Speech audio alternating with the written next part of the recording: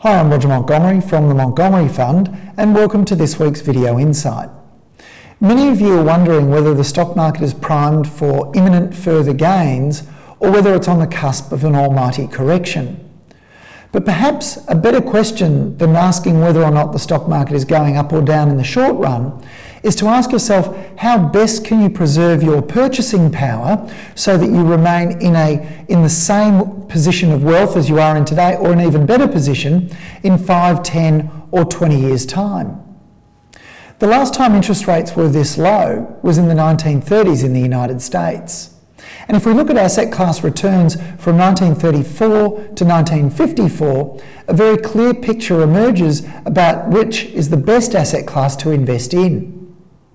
If you put $100 into 10-year US government bonds in 1934 and held them or traded them until 1954, then your $100 turned into about $160.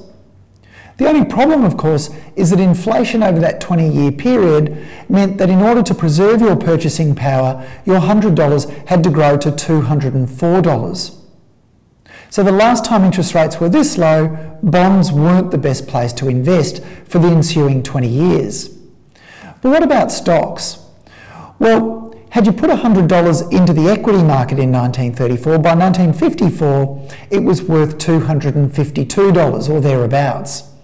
That suggests to me that if you want to preserve your purchasing power, the best place to be is stocks and not bonds.